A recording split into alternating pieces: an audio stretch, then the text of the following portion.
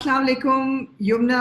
अब मैं किससे बात कर रही हूँ? मैं माजबीन से बात कर रही हूँ या मैं मुश्क से बात कर रही हूँ? मुझे मुझे बताएं मैं किससे बात कर रही वालेकुम अस्सलाम। आप बस यमुना से बात करिए। वो हूँ? जैसे जैसे कैरेक्टर से बात होती जाएगी वैसे वैसे मैं एक्सप्लेन करती जाऊंगी। बिल्कुल ठीक है, बिल्कुल ठीक है।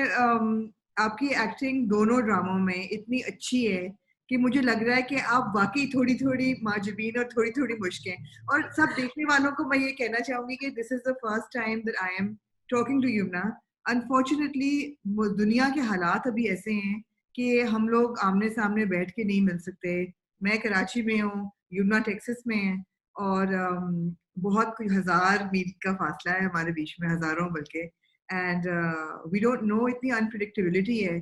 पहले तो आप, इससे पहले कि हम ड्रामों की बात करें, और आई नो कि जितने देखने वाले हैं वो बेताब हैं जानने के लिए कि महाजबीन का पीछे क्या है और मुश्क के पीछे क्या है।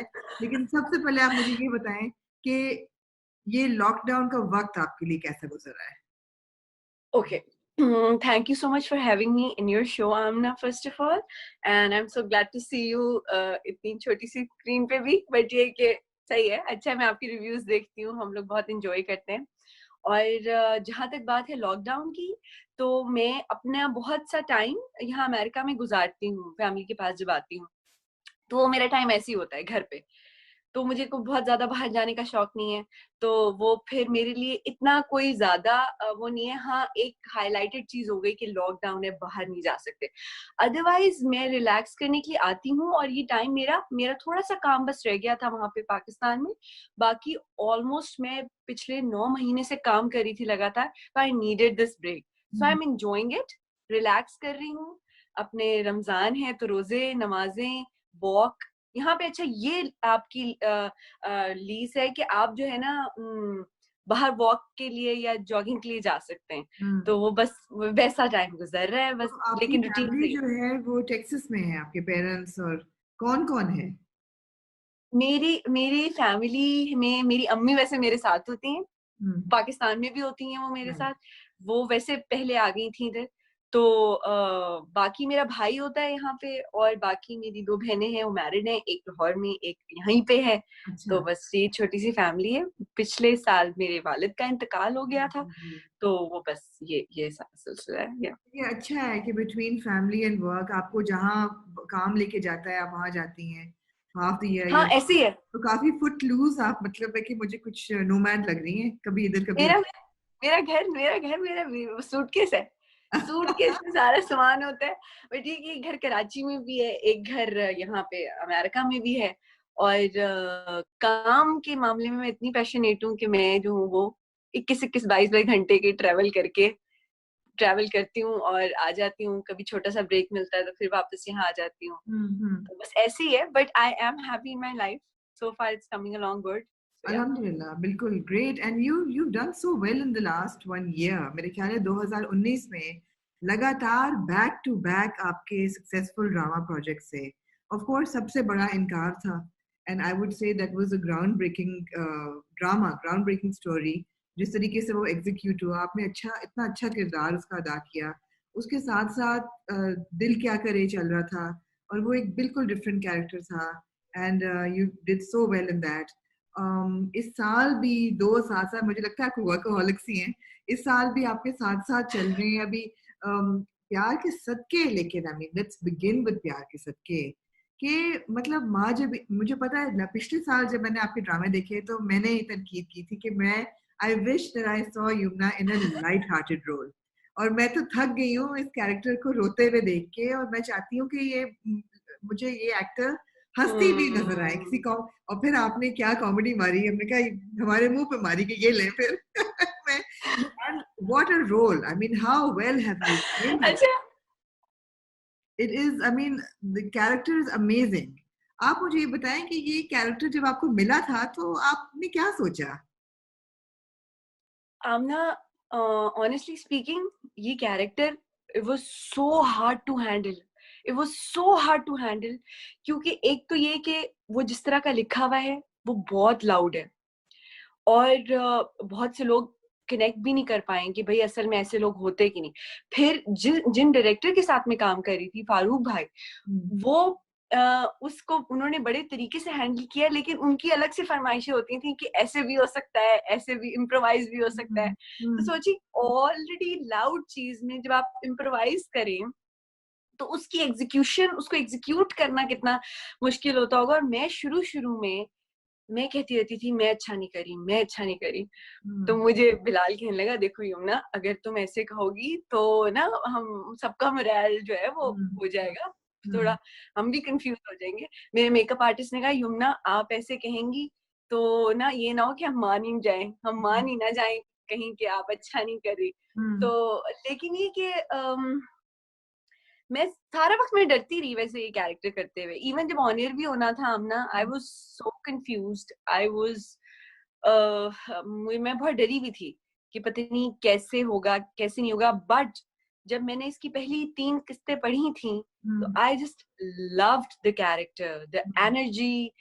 और मैंने इसके लिए बड़ी मेहनत की है अपने ऊपर, अपनी डाइट पे, अपने वर्कआउट पे, अपनी मतलब कैसे कैसे माजविन का कैरेक्टर डेवलप कैसे हुआ? कोई आपके पास इंस्पिरेशन थी आपके सामने, कोई दोस्त, कोई कैरेक्टर किसी फिल्म का कि यार ये माजविन टाइप है, मुझे ऐसा करना है? हाँ, माजबीन का जब मैंने पढ़ा था तो जब हम लोग छोटे होते थे तो हम लोग लाहौर में रहते थे, तो हम लोग कराची आते थे नानी के पास। बताऊं, ये थोड़ा सा किस्सा है। हम नानी के पास आते थे तो वो नानी का घर था, तो उनकी नेबर्स में एक हेल्पर होती थी जो कि एक फैमिली मेंबर की तरह ही थी पूरे ही कंपाउंड में। उनका नाम था यास्मीन। तो वो ऐसी थी, वो इंतहा से ज्यादा स्टूपिड बात करती थी, लेकिन वो, और हम हंसते थे जब हम उनके बारे में जिक्र करते थे, तो नानी के तो हंस हंस के आंखों में पानी आ जाता था। और उनकी मैं नकली उतारती थी और वो घर वालों को हंसाती थी उनको उनकी कॉपी करके। तो वो इस तरह की थी, लेकिन वो एक ऐसी खातून थी जो कि घरों में काम भी कर रही हैं, लोगों की मदद हेल्प भी करा रही हैं, वो अपना भी घर उन्होंने सारा सेटअप किया हुआ है। तो इस तरह कैरेक्टर था। एक मैंने अपनी नीस का थोड़ी सी उसके एक्ट्स, क्योंकि उसमें बचपना भी है, तो मेरी छोटी जो नीस है कि उसका जैसे रोना, थोड़े ड्रामे करना, वो थोड़ा सा झूठ बोलती है अपनी बातें मनवाने के लिए। शानी फातिमा है उसका नाम। तो वो उसको मैंने थोड़ा सा पिक किया। और फिर जाहिर सी बात है, जो राइटर ने इतना जबरदस्त लिखा हुआ है कैरेक्टर को, फिर फारूक भाई बताते रहते थे कि इस तरह करो, इस तरह की एक्सप्रेशन दो। एक एक एक्सप्रेशन वो कभी कभार बताने बैठ जाते थे। मैं कहती थी हाय अल्लाह कैसे करूंगी, क्योंकि किसी बड़ा मुश्किल था मेरे लिए करना वैसे। अच्छा, बट ये शायद आपको वो सीन याद ना हो, लेकिन वो एक बड़ा ही क्यूट सीन है कि जब उसको मेरे ख्याल है अब्दुल्ला पूछता है कि तुम क्या प्रेग्नेंट हो, और वो अपने बड़े क्यूट तरीके से हाँ करती है। तो मैं आपको पूछना चाहती हूँ आप मुझे माजबीन बन के जवाब दें, क्योंकि वो क्या क्यूट एक्सप्रेशन था। आप पूरा कैरेक्टर में चली। हाँ, क्योंकि उसमें मैं ऐसे ही बोल रही हूँ। आई थिंक वो ऐसे ही होता है, वो हंसदादा रही होती है और जवाब वो कम बड़ी दे रही क्यूट होती है। दिखती है। हाँ, बट ये कि हाँ जब किसी को हाँ, यूं कि हाँ, मेरे लिए शायद उस तरह करना बड़ा मुश्किल हो जाएगा, क्योंकि आई अभी कैन तो इमेजिन, आई मैं कैन इमेजिन वो। अभी जैसे आप मेरे से बात कर रही हैं महाजबीन के बारे में, तो मैं उसी की तरह ही शायद बोलना शुरू हो गई एकदम से। I need to be normal. But ये कि हाँ हाँ, ये this is a very interesting choice of word, normal. Now, when this drama started, we were convinced कि माजुबीन is not completely sane, कि थोड़ा सा इस कैरेक्टर को थोड़ी सी कोई she's a little special, और थोड़ा सा इसको mentally challenged है ये। क्या है वो mentally challenged कि नहीं? अच्छा, पता है क्या है आमना, हम लोग देखिए, मेरा तज्जिया गलत भी हो सकता है। अ, मेरी जो ऑब्जर्वेशन है वो वो ऑटो ऑटो पे है मेरा दिमाग। मैं लोगों को ना, मेरे इर्द गिर्द लोग होते, बचपन से लेके अब तक मैं बड़ा ऑब्जर्व करती रहती थी। अच्छा, अब ऐसा होता है कि हम या तो, आई एम श्योर कि आप ये नहीं कह रही होंगी, या एक एक ब्लैक और एक व्हाइट के बीच में ग्रे के बहुत सारे टोन्स होते हैं। तो उसमें अगर हम मेंटली चैलेंज्ड को हम लोग बहुत ज्यादा स्पेशल या स्लो के उसमें ले जाते हैं। अगर मैं महजबीन को डिस्क्राइब करूं तो वो सेंसिटिव है, समझदार भी है। थे हमें बचपन से अम्मी कहती थी कि यानी कि समझदार दुश्मन से ज्यादा नुकसानदेह बेवकूफ दोस्त होता है। तो बेवकूफी के भी मुझे ऐसा लगता है कि लेवल, जो मैंने आपको वो यास्मीन की जो हमारे वहां पे हेल्पर होती थी उनकी एग्जांपल थी, वो ऐसी थी बट वो नॉर्मली काम भी कर रही होती थी।